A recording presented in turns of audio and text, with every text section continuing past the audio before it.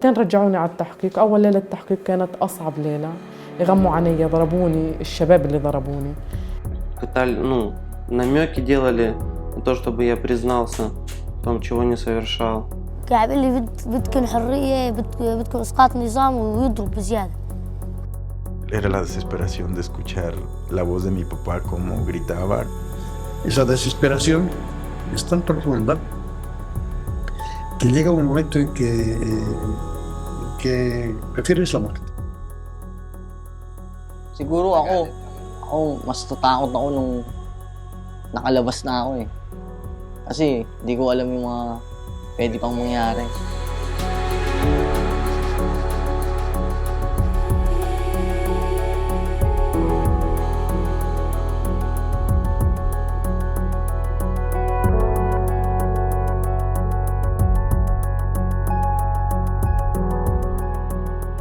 From my career as a service provider, as a young medical doctor, being directly involved with survivors for almost 2 decades and more, I have understood that the way towards healing and overcoming personal trauma is through finding and creating a sense of agency, because this is exactly what is being taken away from them.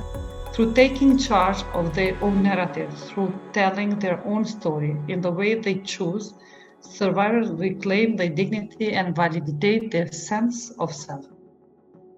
As we know, public engagement of survivors is a core component of fighting stigma. It is very, very different when survivors are empowered and raise their own voice. 70% of the survivors that come to task, they were advocates back in their countries. They were advocates, they were whistleblowers, they were journalists, they were activists, human rights defenders.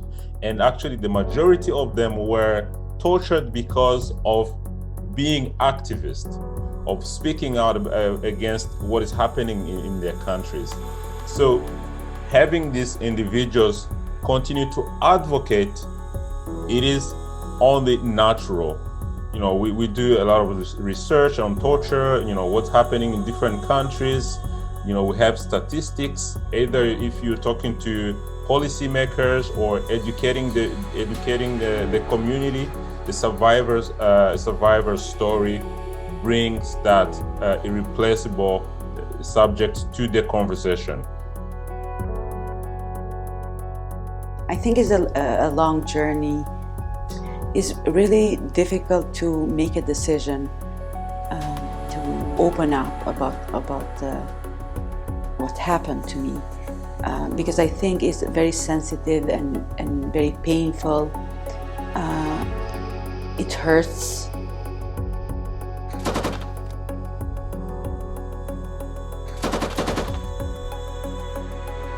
Sharing the story is not an easy thing, because you're sharing your pain that is inside of you, and the pain that never recovers, the pain that you just learn to live with the pain.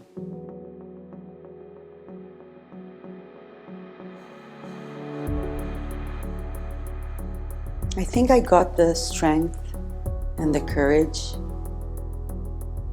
thinking I will be the voice for other victims, other survivors. I think going publicly gives you this kind of power that I cannot explain. Makes you feel stronger, makes you feel that you have a voice, that you are there to help. The shame, it fades.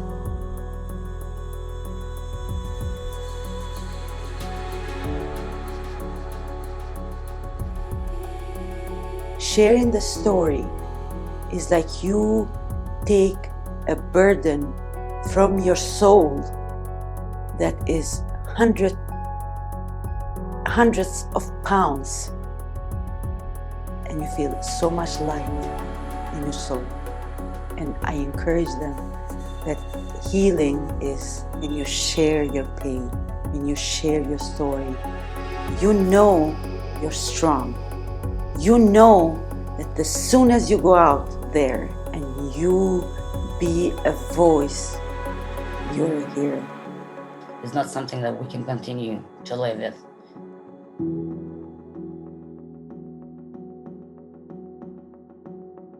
have to fight justice, and I'm hoping to be able to do that within Parliament, starting there, and work with the organizations and be able to focus on stigma, focus on justice as my main goal.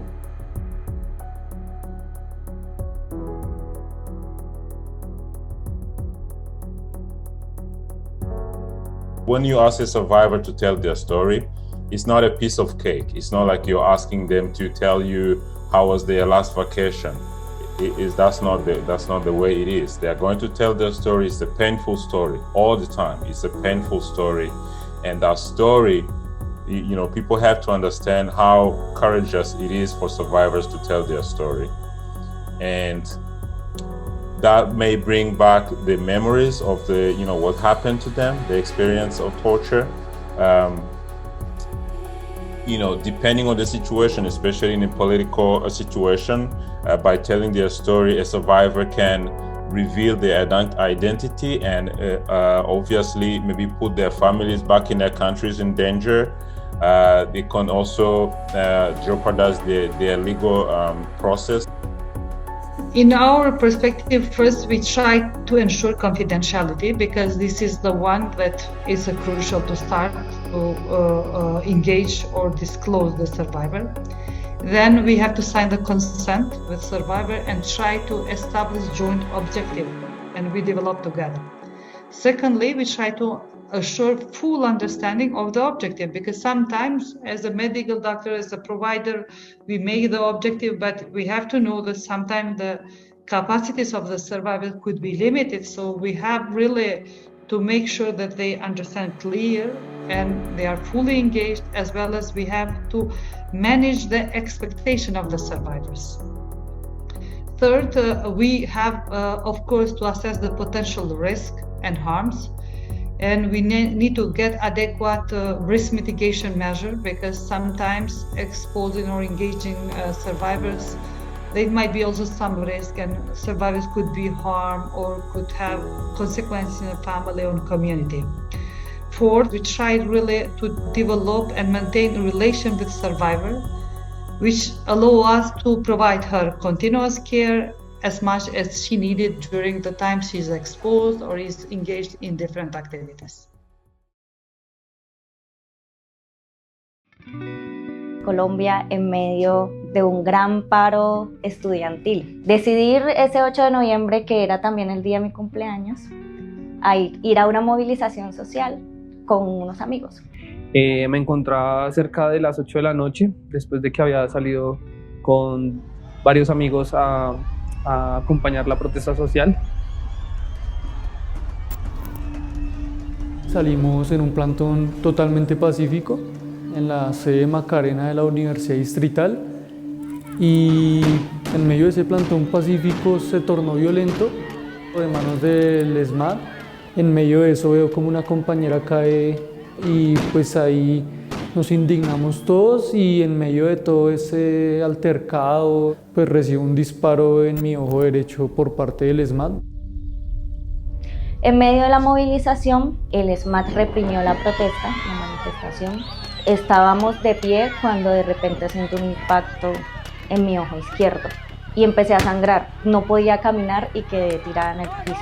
Cuando llegamos a la universidad me atiende una enfermera, me revisa y me dice: no, esto es un caso de lesión ocular muy fuerte, posiblemente tu órgano, tu ojo esté estallado por dentro.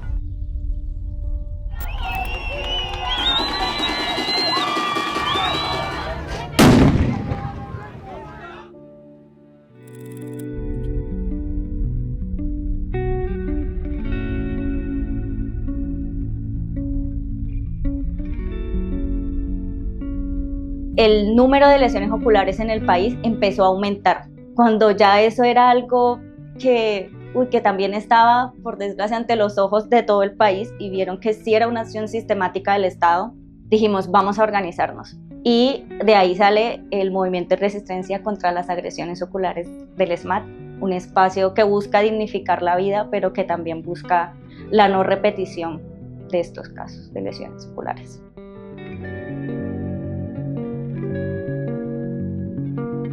Los impactos psicosociales son bastantes. Mocao es un espacio que se ha constituido como muy importante también para brindar un soporte emocional a las personas que están atravesando de manera reciente por una lesión ocular. En el caso de Mocao ha sido, considero yo, un gran factor protector, ¿no? Es un factor protector porque finalmente hay una red de personas que han atravesado por cosas similares.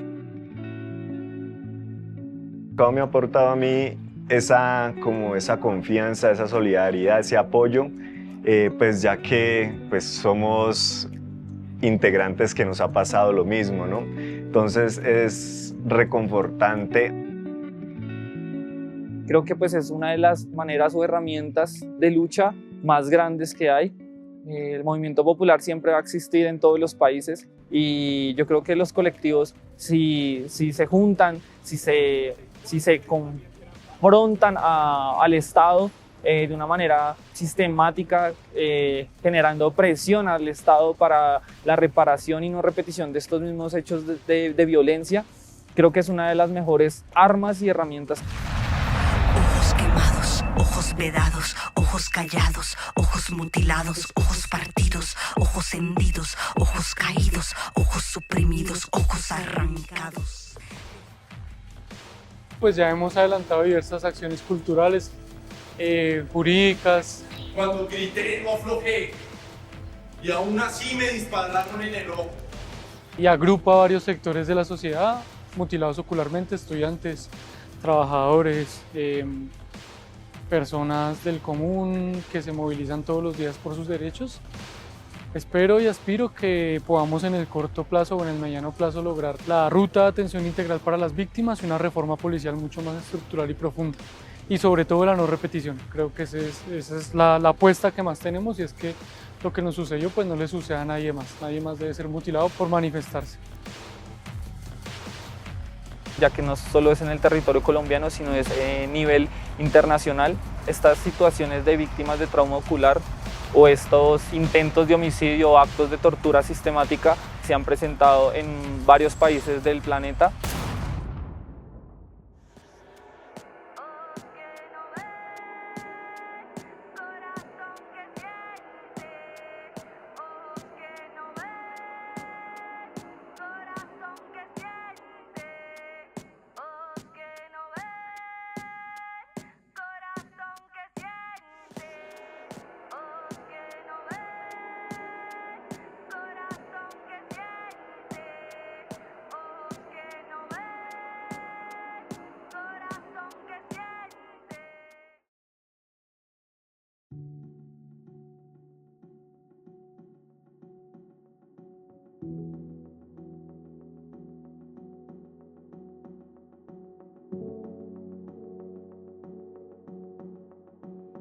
In IRCT's words, we believe that survivors who can and want to should be the principal agents in their own healing journey, and that their experiences of overcoming often unimaginable hardship can serve to improve rehabilitation services for themselves and others.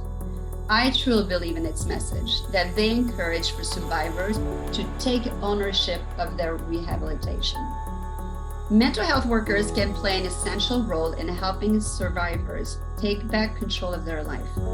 Advocacy helps them get their fighting spirit back and gives them hope. Let's help them rebuild hope and recover.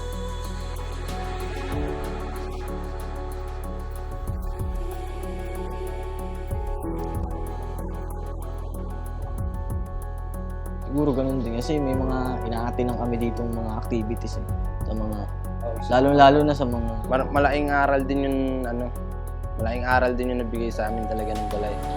Kumbaga, yun sa nasabi niya sa mga human rights. Nagkaroon kami ng ng konting ideya kung bakit ba kailangan namin ng human rights bilang tao. Bakit namin kailangan ipagtanggol na yung sarili namin. بقدر اعطيك ان انا تعالجت، يعني بديش احكي لك 100%، بعطيك 95 اني انا وصلت انه انا تعالجت، وحسيت هذا الشعور لانه انا لسه لليوم بعد 4 سنين واقفه مكاني عم بكاتل مع نفس الاشخاص اللي هم في يوم كان واحد منهم محقق، واحد منهم ضربني، بقدر اوقف قباله، ما بكسر عيني قدامه. So I'm an artist I'm an activist and I speak courage fluently.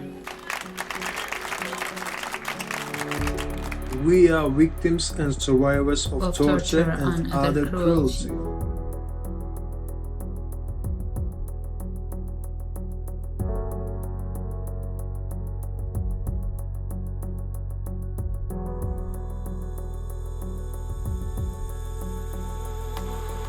We demand our human rights, not dignity in our dignity and our futures.